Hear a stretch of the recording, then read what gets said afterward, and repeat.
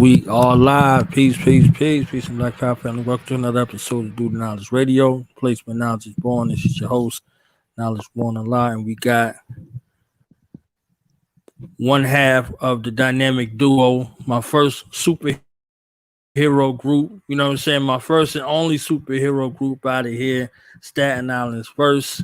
You understand what I'm saying? Rocking the mics, rocking the stages over the years. And lacing the beats, some of the most rugged beats you ever heard in your life, to go and accompany some of the greatest lyrics you ever heard in your life. Let's welcome to the microphone the man, the myth, the legend, the Fantom of the beat, Haas G in the building. How you feeling, Lord?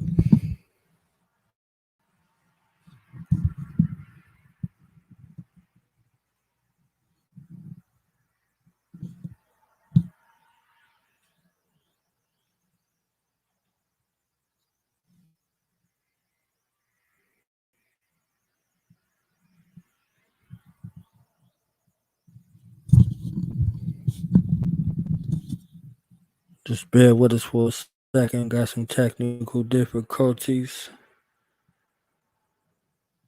To get it definitely about to go down. Shout out to MJ for all of these looks. You know, y'all could check this music out. Fantom of the beat.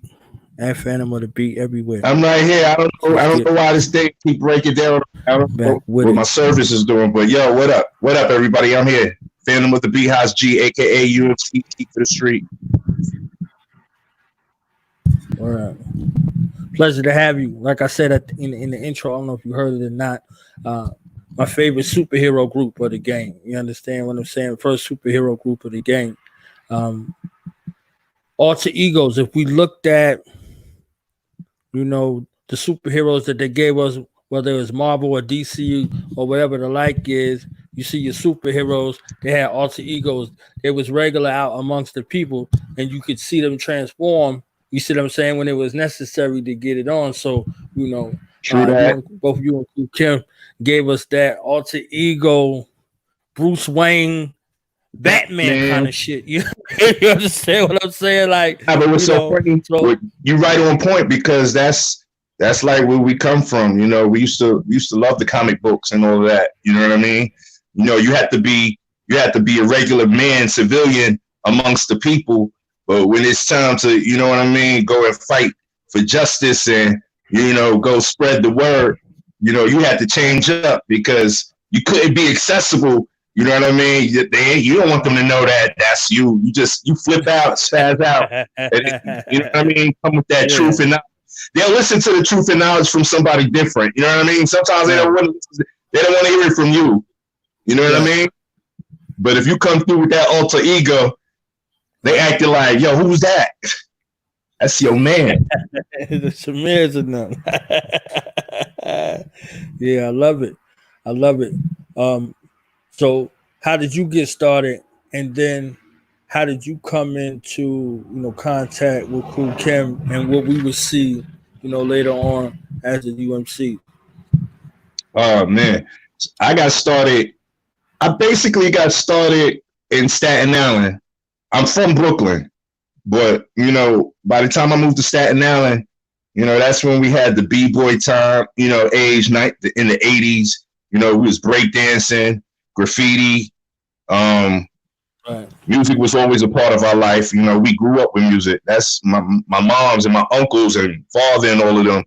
You know, they had records. They had 45s, you know, in the vault.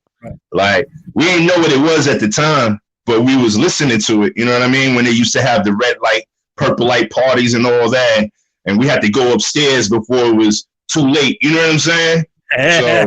So music was always part of my life, but I didn't really figure it out until I moved out to Staten Island, and that's when I really got involved. So we got out there, and me and Koch Kim met by way of just mutual friends. Kim was already out there, and I had just moved out there, and it was like, you know, people knew that we both rhymed, and, you know, one side put Kim up and the other side put me up, and they say, yo, y'all two need to, you know, figure it out. And that's how we did it. So we did a couple of, little dry battles. They weren't even battles. They was just, yo, you shoot your best and let me shoot my best. A word, you got another one? Yeah, I got another one. And it went back and forth like that. Then we just realized, you know what? All right, cool. We could do something together. You know what I mean? And we caught up with a couple of people out there. We formed a group. There was an original group before it was me and Kim. We had a 5-man group prior to being UMC'S. And that's what led up to UMC'S. Me and Kim just disbanded from that group because, the synergy wasn't the same. You could see these two, they rock together for real. Like they could do something, you know what I mean? And that's how that all began. So we hooked up with at the time my man R&S, bless R's the one that he did a whole lot of work out there, for a lot of artists, a lot of groups, and including UMC'S. I'd like to say that the energy and the synergy between R&S and UMC'S was what catapulted every other group that came out there, that came from out there. You know what I mean? We was the first rap group. I'm not going to say the first group because, we had Force MDs. And first Force MDs was like the first group from Staten Island. They was doing their thing early. But, here we come following, and setting it off as well. So, we got with R&S. He was an ill DJ, ill producer. But at that time, I was the same thing, producer. I just didn't realize that I was a producer because it's like when you rhyming on your own beats, it's like, this is just what I do. You know what I mean? Yeah. So that's how it became. That was the story of UMC'S. And, we went on from there to do, worldwide shows, tours, met Don Cornelius for the first time on Soul Train. Had 2 #1 hit records, as UMC'S, 2 great albums as UMC'S, touring and having fun. And even with all that, we still had learning lessons to go. That's we hit some bumps in the road, as UMC'S, and we had to learn some things, and become a bit mature. Later on in life. And that's exactly the route that we took. We became a little mature. Each stepping stone, got us to where we wanted to be. Even up to now, I got to look back on everything that I did and everywhere that I came from and realize that that's what built me up to get me to this point where I'm at, kicking it with you on the show right now. That's real. So if you had to take a snapshot and take a little moment to do the knowledge on your history, what do you think some of your greatest lessons learned, your greatest takeaways from that time to now? Oh man. I mean, the best kept secret in this game of music is to never doubt yourself. You know what I mean? That's the best kept secret right there that people don't understand, you know what I mean? Because a lot of other people who already established themselves won't tell you that, and that's one of the things that I've learned on the way up. Never doubt yourself. You know why? Because if you're a pioneer and you got knowledge of what you're doing, not everybody sees through your eyes the same way, so don't be a follower, be a leader. Distinguish yourself and distinguish your brand, distinguish your method of operations. So that was one of the biggest things that I learned. I don't walk around with yes men. I don't walk around with people who show me negative energy and just be doubting everything that I do or say. You know what I mean? So I keep it a buck, and if I'm gonna stand firm on what I need to do. So that's one of the biggest things that I learned. Always stand firm on what you need to do, because that thing that you're doing will be the biggest thing tomorrow. And everybody will be like, oh, wow. You know what I mean? So, right. And that's called ingenuity. That's called originality. You know who we are. We are the original black man. You know what I mean? Okay. So don't get it twisted. You gotta show that. You gotta show and prove that. So that's the biggest thing that I learned. Other than that, I learned to really, really enjoy myself in this game. Don't take it too seriously in the music. You know, just like you said, you know, a little bit earlier, time constraints didn't allow you and Kim to get together at a certain point in time. You know, but that don't necessarily mean it don't happen. That means don't take it personal.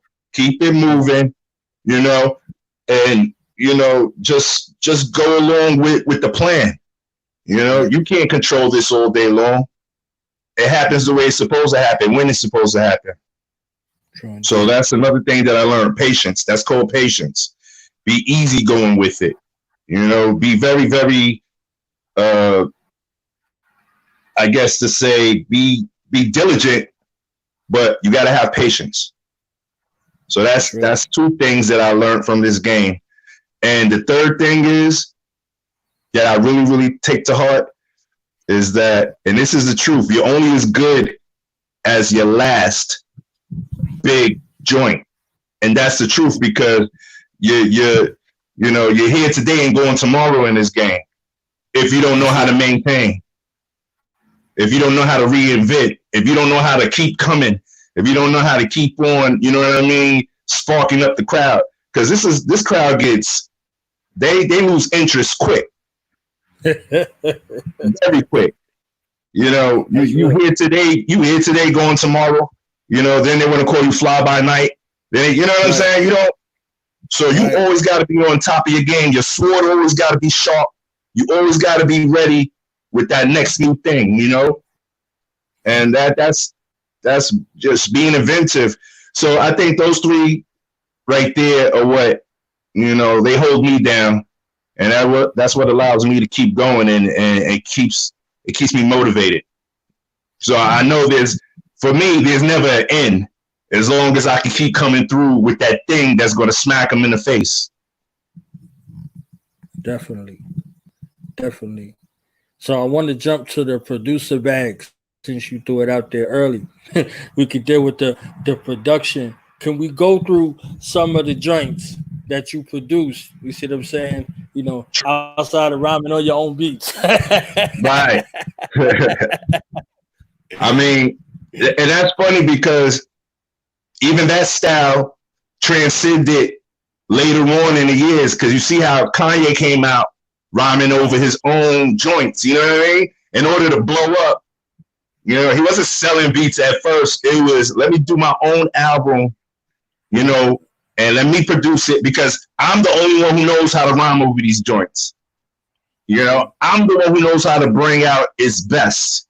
So yeah, that's where that started from. So back to the question at hand. I guess after the second album and UMC'S, you know, we never disbanded. All we did was slow down. You know, we pulled away from the record label. Like I said, we was learning some lessons. There was some bumpy roads along the way. So, you know, in order to still survive and eat, you know, we had to go get jobs. You know, we left the label alone. And we had good jobs. Like me, by trade, I'm an electrician. You know, so I eat regardless, you know, right. But music is the passion. So I can't leave my passion. And then I realized, wait a minute, I traveled, I toured with all these artists. Even though we don't got a record deal, I still make beats. I still make tracks. So why can't I just make some tracks and, you know, solicit them? You know, let me go to Busta. You know, let me go to this one, that one that we was all on tour with already, because I already know them now. You see how that work? That's the chemistry right there. Mm-hmm. That's what made it easier for me, because I already knew all these artists. We was already on the road with all of them. You know, a lot of producers come out right now and they're swearing up and down. They don't know why they can't sell beats to these artists. And it's because, you know, you gotta assert yourself a different kind of way. It was easy for me because I was on the road with these dudes already. So as soon as I come up to them saying that, yo, I got a joint for you, they open ears. They ready to listen. And that's how that popped off.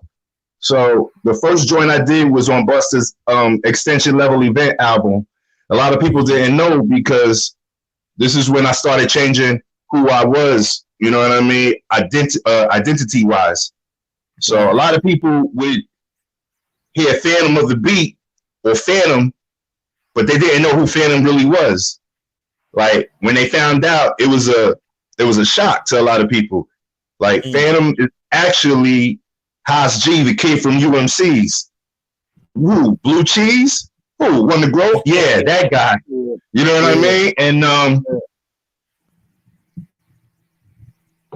that had me like knowing that I was on a good path.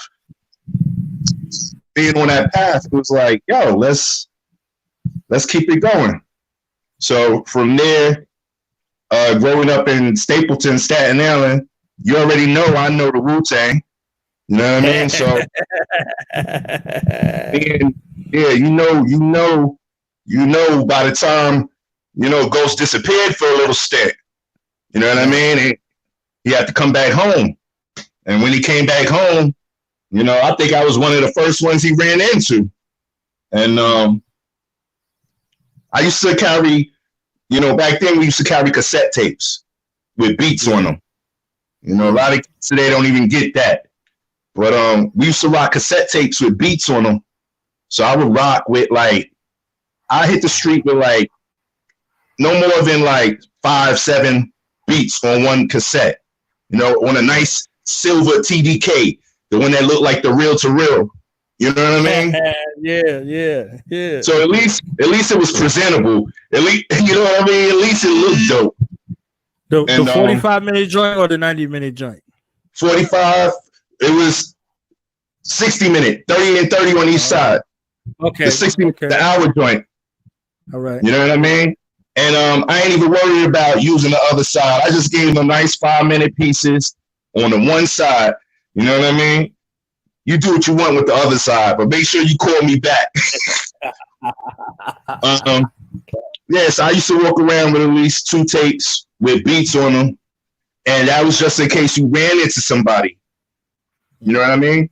You never know who you was gonna run into. We was always in the city. We was always in the street, and we was always, running to labels, going to parties. So back on my train of thought. So Ghost comes from my building in Stapleton. We from the same building. So that's he grew up, and once UMC'S, started dying out, here comes Wu-Tang blown. You know what I mean? They blew it out the water. But like I said, by the time Ghost came back home, I was already producing. So I hit Ghost with Apollo Kids. And that joint. You said that fast. They need to know. They need to know that that's you when they hit. They like you said that fast. So I hit Ghost with Apollo Kid. You know what I'm saying? That was the dart. That was the dart and the bullseye. You know what I mean? Ooh. And that record caused a lot of internal controversy. Not on my side, on the other side, on their side. You know what I'm saying? Because nobody understood. They didn't understand who did it. Their reference to who did it was not who they thought it was. And then when they found out it was me, they're like, whoa. You know what I mean? That's. And I had 2 You see that, right? Yeah. And I had 2 of the dopest members from the clan on one record. So that was a blessing right there. I took that and ran with it. So I love that move right there. That's one of my favorite records to this day. And that was see, the way I do records is funny because when I did Busta's record, it was a nice club record, and it was on a big album. You had Janet Jackson on that album. You know what I mean? You had some big producers on that album, and I was just coming out the gate producing. So when I did Take It Off, Take It Off was a spring bling of, that was a record they was playing out in Miami Beach for spring bling. And that was played all the time, you know, so that credit right there was good for me. Then Apollo Kids, that was just a whole nother area because that was the street grungy record, you know? And so now I'm shooting shots. Like each record is a dart. In between, I got some good records too from a lot of different artists, but my big records, boom, they were darts. You know, they were hard shots. And then from there, the next big record, you know, and I'm proud of this one too, was 50 and Little Kim. You know, behind each record. You said club banger now. Now we talking about universal, worldwide, earth shaking, disruptive shit right here. You understand what I'm saying? We ain't just talking about like, yeah, like, you know, around the way, you know, that was cool in the little after hour spots. Like, no, I was in Germany when that motherfucking shit came on. Motherfuckers went crazy. You understand what I'm saying? Like, you gotta prove yourself each time. You gotta prove yourself. You gotta step the ladder higher and higher. You know what I mean? The boundary, there is no boundary. You just gotta go. The limitations, you start one way, all right, the next one gotta be better than the last one. Then the next one gotta be better than the last two. You know what I mean? And whatever you're gonna do next gotta be better than the last, you know, all of them. You know what I'm saying? So when we came out with Magic Stick, that blew it off. You know what I mean? I was like, yo, you know, I saw the money I made with Busta. I saw the money I made with Ghost. Now imagine making money with 50 and Little Kim at the same, you know what I mean? Two of the biggest artists at the time on one record. Right. So, you know, I give, you know, most credit to the Most High, you know, but I'm saying we the utensil, we the vessel for all of that. So, you know, I'm proud of what I've done thus far. So, you know, what's next? You know, a lot of people don't know that I did a whole lot of other records in between, you know, but, you know, those are the ones that I like to really, really mention, you know, just to hit everybody in the head real quick. You know, we could go back to some I don't know, we could go back to some MOP, we could go back to some IGTs, we could go back to some I don't know, even R. Kelly, you know what I mean? Like, we was just doing records, you know, all over the place. You know, not every record. You did a joint. You did joint for Pop the Brown Hornet too, right? Pop the Brown Hornet. You know, that's my homie from Stapleton. You know, and I ain't even just do a joint for Pop. You know, Pop was on Warner Brothers back in the day. He was like one of the first ones that I started producing. You know what I mean? When he was on Warner Brothers Smoke Records. So, you know, we did a song called Sun Never Chills. And, you know, that was an incredible move, which led up to where we at today, because Pop just came out with an EP, you know, and guess who did it? You know what I mean? I did the EP. So that's us coming back full circle, knowing that we got chemistry already, and we could rock like that already. You know what I mean? Right. Just had a combo with Billy Dance. What joints you did for MOP? I co-produced. I don't remember exactly which one. It's been so long ago. I can't remember all the titles. You know what I mean? But Dance is my man. Fame is my man's. IGT, that's when they was all on Loud. Remember when they was all on Loud? Hell so yeah. Not all these songs came out, so I don't remember all the titles. Like, not all the songs were commercial records. You know what I mean? I just got them in my library. Like, yeah. And that's enough for me, you know? And like I said, timing is the thing. Whatever happens at the time doesn't necessarily mean that it won't happen. It's just not in your time yet. Right. You hear what I'm saying?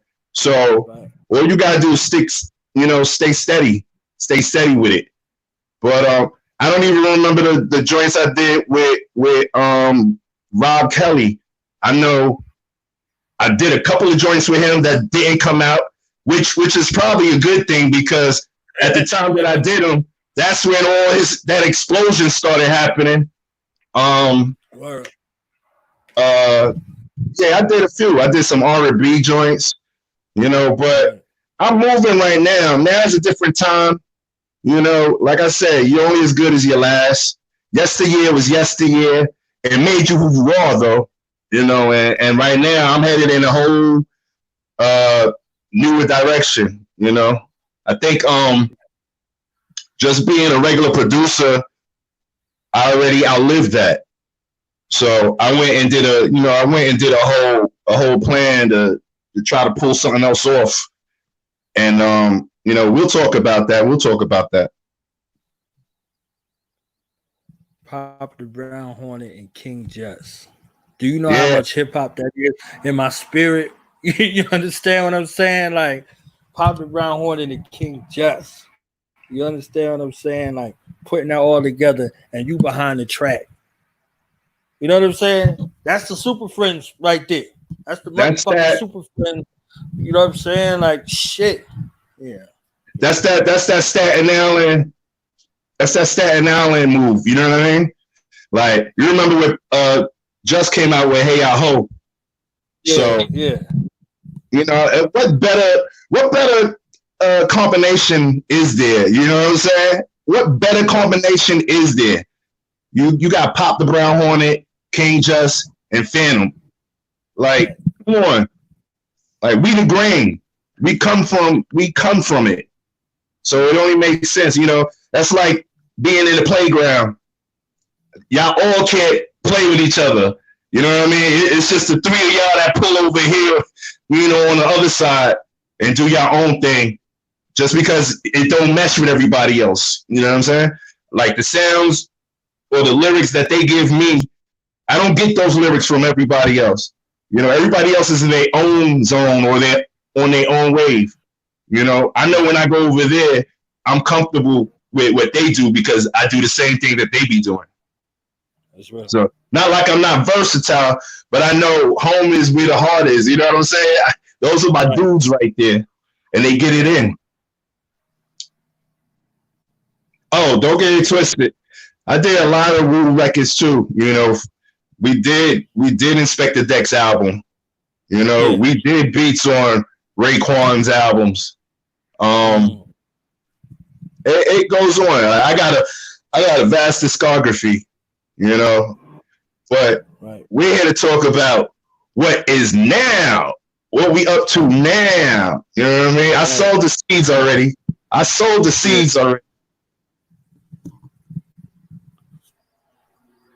Word, you got some serious joints out. I just told you, I was late to the joint coming on because I was in the zone, like, you know what I'm saying, listening to the project, like, this joint is crazy. You see what I'm saying? Like, so I appreciate you on that. I appreciate you.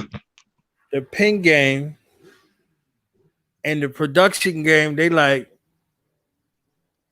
match made in heaven. Married. It's hungry. It's gritty. The bars is fucking spectacular. The collabs is crazy. The energy is there. You see what I'm saying? The energy is there. So it don't sound like, if y'all did do it separate, it don't sound like it. You know what I'm saying? It don't sound like y'all was in separate locations. Yo, email me this shit. Bro. Yo, I text you to, you know what I'm saying? Like it don't sound like that. That shit take away from my spirit because I grew up hearing it. Like I can hear it in there. Like I walked out the booth. You mad now? I see you scribbling some shit out. You understand what I'm saying? Like that shit. Like I seen that. That's what it feel like. You know what I mean? Majority of my records, and when I say majority, there's one or two that'll slip through where everybody can't be there at the same time due to conflict of timing conflicts or regional conflicts. But majority of my records, I'm in the studio with the artists all the time. Everybody's in there at once. If we doing a 2-man song or a 3-man song and I'm producing, everybody's there together because we gel together. That's how you get the best. That's how you get the best sound or the best chemistry. When you right there going back and forth, teeter-tottering with each other. All that. Send me your verse and I'll send you the beat. Send it back to me. That is like that. That kills it a little bit. But for the most part, everything that I usually do, everybody's in the studio together. Me and Pop was in the studio together for just about damn near 90% of everything that we did. Then we both took it home. We listened. Then we got to go back, and we can't be in the studio together. We already spoke on the phone and said where they got to be. So go clean this up, go clean that up, and we should be straight. Right. And I do that with majority of my artists. So that's just where we come from.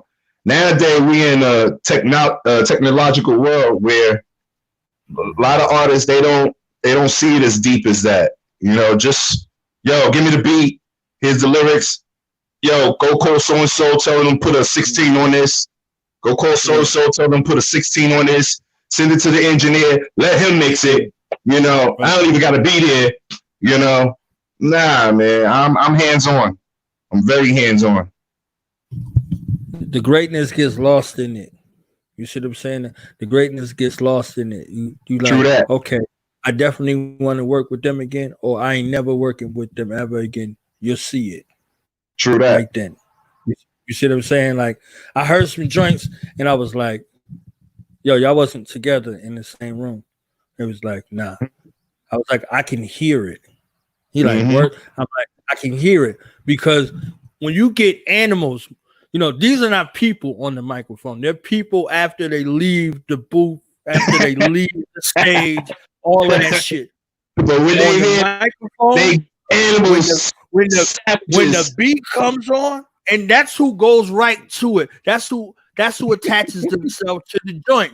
You see what I'm saying? So when I'm reading through the credits, and I said, he did Apollo Kids. Motherfucker, because that shit, you know what I'm saying? Like, I know Ghost had to transform on the fucking beat. Like, motherfucker, y'all see that? You know what I'm saying? Like, I can see that shit. Like, I can see it because animals attach themselves to that shit. Like, oh yeah, this I'm about to go crazy. You know when I really saw it. When I really saw it with that particular record is when he came out with the video. Like that video took you. Took you. Like, he is I am the champion. I am the champion of all of this. Right. So yeah, we're dug in deep. We're dug in very deep, and like I said, we're from the 90s. We're from the golden era. So our method of operations is really, really, really solid. To the core. Right. I'll take a little bit longer to mix a record than the present day producer or engineer. Like, I don't know, that's just in me. Plus I have fun doing it. I don't look at it like work. I look at it like I'm being inventive right now. It's not work to me. It's being inventive, just having fun with it, digging into it, seeing if I could transform something, nothing into something, Right. So a lot nowadays is just let's get a check. And I could dig that, but I'm still, cut from that old cloth where, I gotta enjoy myself while I'm doing this. I'm not just gonna give anything. I'm not gonna put anything out, and keep it moving. There's some records I passed on that I can't. It just don't move me. I'm sitting on a record right now that I had for like weeks that I'm just like, you know what I'm saying? I'm like, when am I gonna drop the guillotine with this? When am I going to drop the guillotine? When am I going to pull out the sword and chop the legs off of this one? But sometimes even being creative, you never know when it comes. So you don't throw nothing. You don't throw nothing away. You think about it for a second. You see if you could tune in, and that's that. So is the same space you go in to write, is that the same space you go in to produce, or is that two different chambers, two different spots in your mind? Yeah, those are two different lanes. Those are definitely two different chambers, because writing, I get to be poetic, very poetic and, very observant of the world around me, and how I want to verbally express what I see. Music is observing the world around me and how I want to masterfully move them the way I want them to move. No matter what they're saying or feeling, I want to inject that feeling musically. You dig what I'm saying? Like, I supposed to invoke the emotions, I got to invoke the emotions in them. I got to make them happy. I got to make them sad. I got to make them excited. That's what music does. So as a producer, that's what I'm supposed to do. As a rapper, writer, it's writing lyrics. I'm taking from what I see and how people are feeling, and I'm putting it down on paper, expressing it in my way, verbally. So they are two different. One is you're controlling the situation, and the other is you're accepting the situation, but you're trying to deliver it in the way that you know how to deliver it. If that makes sense to you. Make perfect sense. Thanks. It's music is a beautiful course to take, man. Music is beautiful, B. And I've loved it ever since. So I just feel at this time and day, there's a lot that we missed out on, or rather we didn't take advantage of when we was coming up in the game. And that goes back to a lot of our predecessors, all the pioneers before us. We was lackluster when it came to business of the game. There's a lot of business we didn't know about this game. And if we knew more, I think we would have did more. If we took time out to not just focus on the craft, but focus on the business as well, I think a lot of us would have ended up in better positions, better spots. Some of us didn't even have mentors. A lot of the people that are in the best spots right now, they had mentors in the game, A lot of us came into the game unknowingly, blind, but we did it. You hear what I'm saying? We did it anyway. So now, where we at as men, and this leads up to what I'm doing right now, which is I got an album out right now, and the reason for me putting an album out for myself, a producer's album with some of the illest artists, was to show and prove that I've graduated from producer. Now I'm on executive status. That's where I'm at right now. I'm an executive, not just a producer. So I know how to, I know how to do budgets. I know how to pull in acts. I know how to get production done. I know how to, situate the situations that needed to be situated for everybody. You see what I'm saying? So that's what the purpose of this album, Audiodrome, is to make sure that I get recognized as an executive, because that's the next place to go. You know what I mean? I don't want to be sitting just making beats all day for artists. You see what I'm saying? I want to sit behind the desk. I want to call the shots. I want to hire artists. I want to hire producers. I want to bring them to the table. I want to sit with the CEOs of, you know, whatever, Viacom, this one, that one, you know, let them know that we got that over here. So come, you know, fuck with us. So that's what I'm positioning for right now.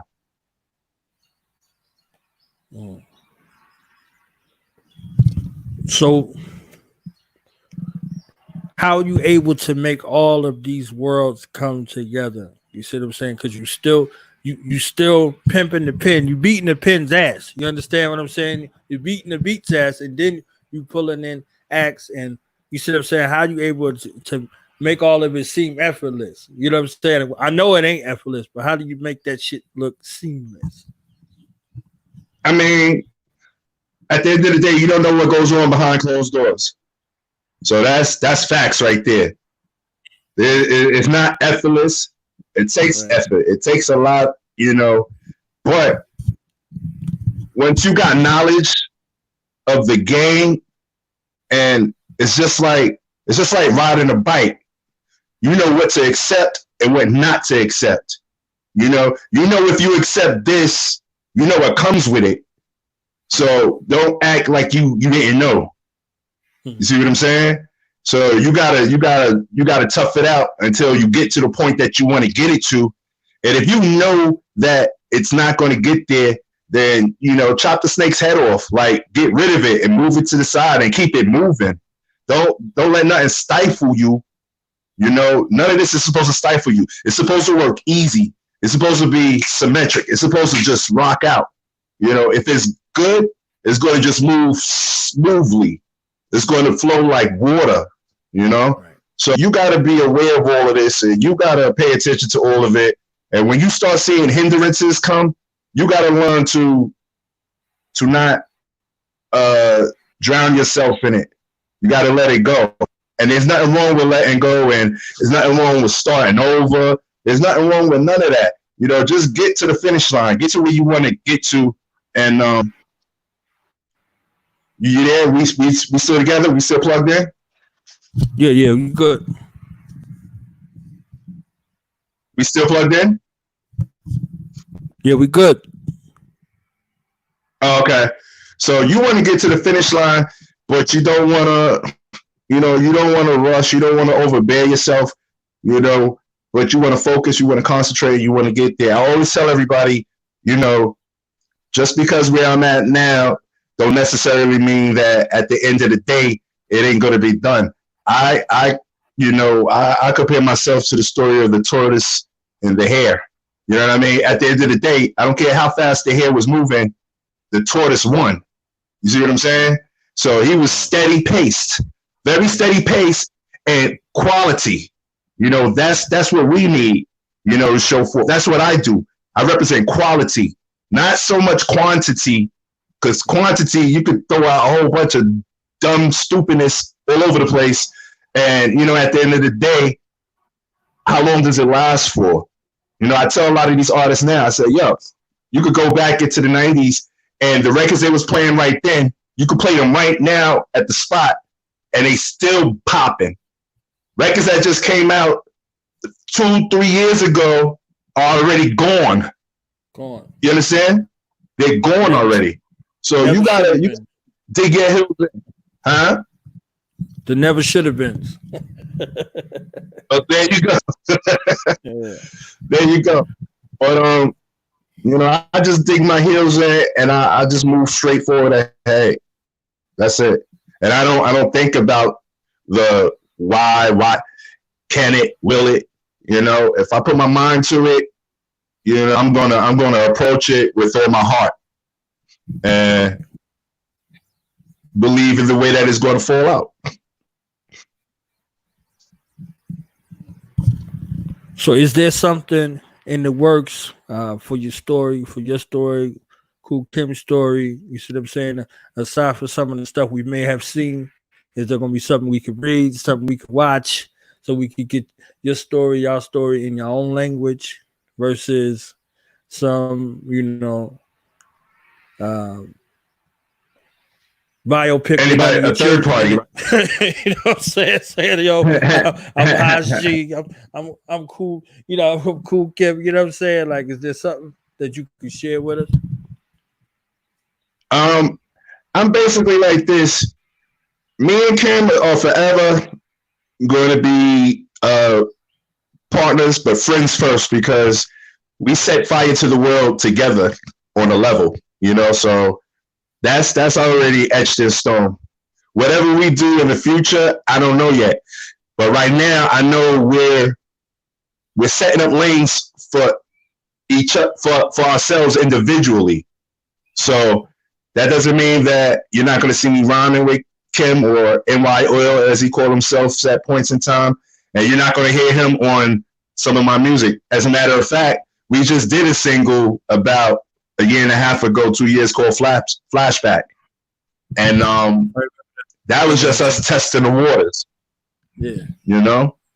And we tested the waters and we had a great response.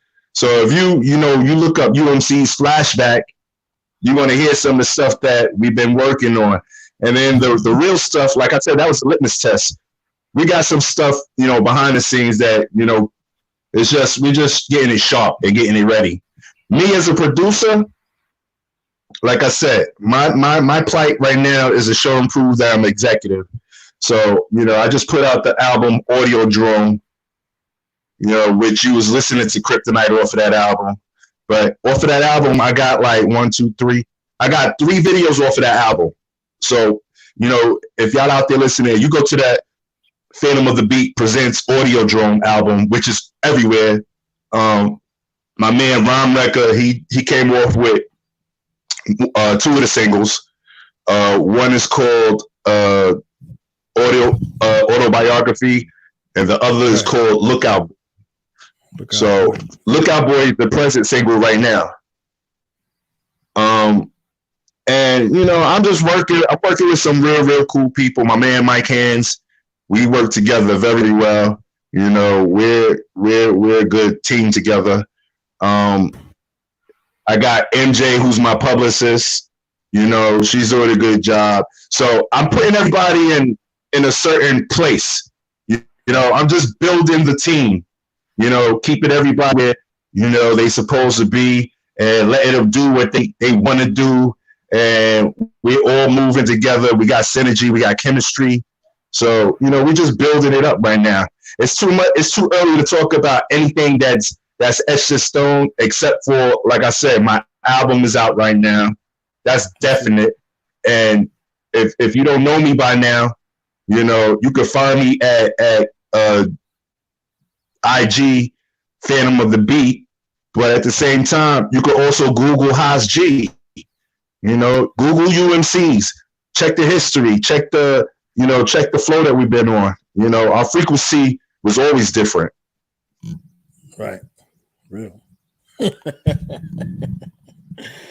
Real. Well, I appreciate the time. So any closing remarks, any shout outs, one more time, anything you want to put our attention to while we got you here? First of all, I want to just make sure everybody out there stay safe. You know, this COVID is wicked. It's very wicked. You know what I mean? But, you know, y'all know what to do. We've been washing our hands and keeping clean since we were babies. So that ain't nothing new to us. But besides that, just, you know, pay attention to the music. You know, watch for that F, that big F, you know, Fantom.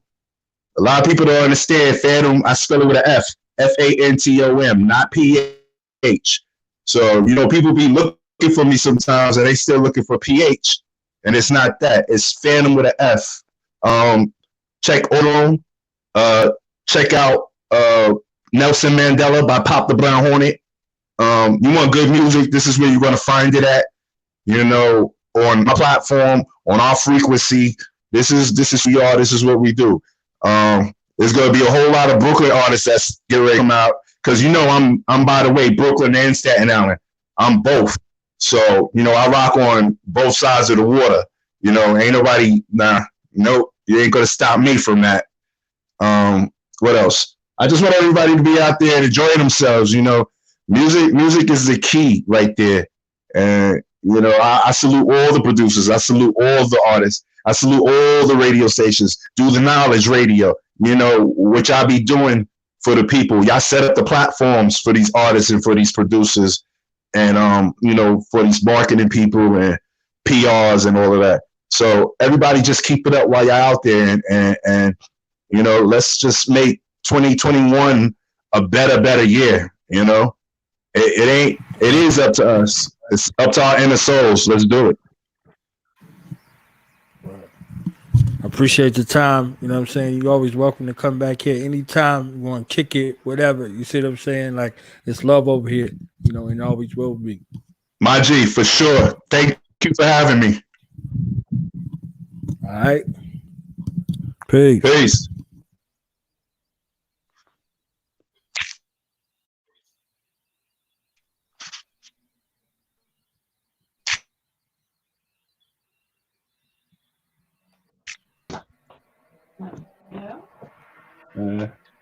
Yeah.